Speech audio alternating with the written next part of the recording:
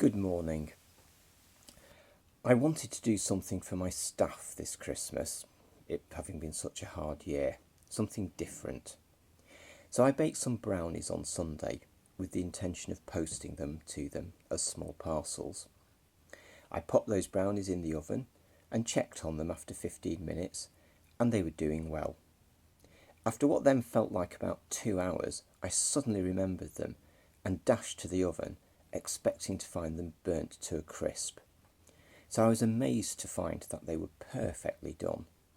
But this wasn't some kitchen miracle that had saved them. It turned out that only a further 30 minutes had actually passed by, and not the 2 hours that my mind thought. I tried to think of what I'd been doing to think that 2 hours had gone by. I drew a complete blank, and only succeeded in irritating myself over it. The fact is, I experienced that rich conundrum that we all experience, that even though time does not speed up or slow down, we really feel that it does. I've no doubt that if you're a child, or Sally, and I'll say no more on the topic, that right now the anticipation of Christmas means that time is passing very slowly indeed.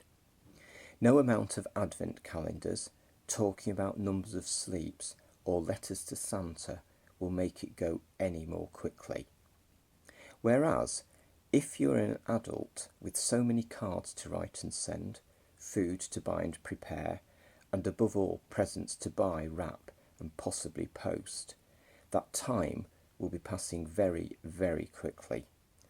And no amount of list making will make it possible to fit all of this into that rapidly diminishing time.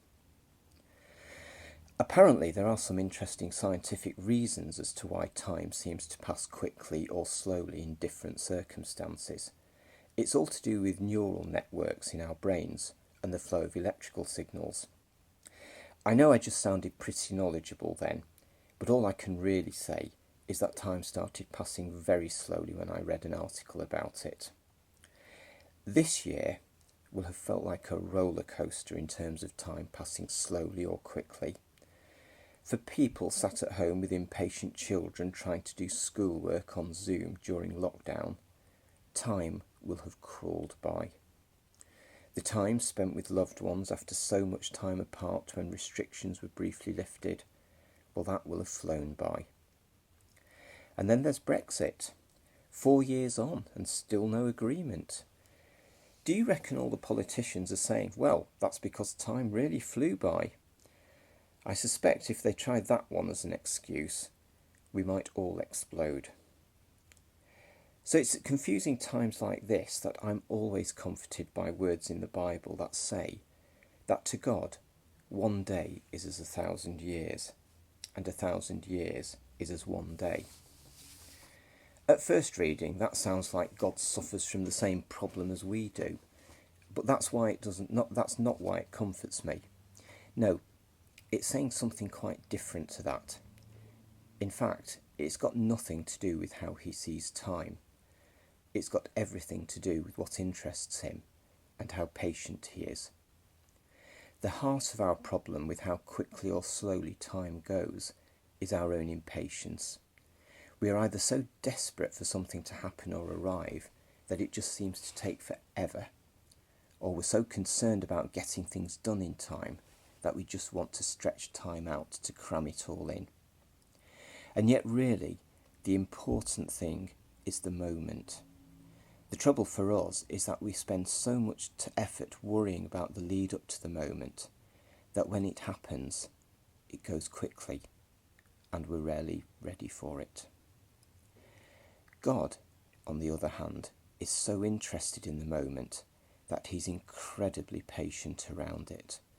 For the moment to arrive can take as long a time as he wants it to, or as short a time as he wants it to. It isn't that 1 day can seem like 1,000 years or vice versa. It's that it really doesn't matter. He's interested in what it means. How quickly or slowly I thought that the time had passed whilst waiting for my brownies to bake really didn't matter. The only important thing is that they were ready to be received by the people I had baked them for. How much preparation we think that we might have to do to be ready for Christmas isn't important. How much we're desperate for the day to arrive isn't important. How quickly or slowly Christmas seems to take to arrive to us really isn't important. The only important thing about Christmas is that Jesus was born and that we're ready to receive him. Have a good day.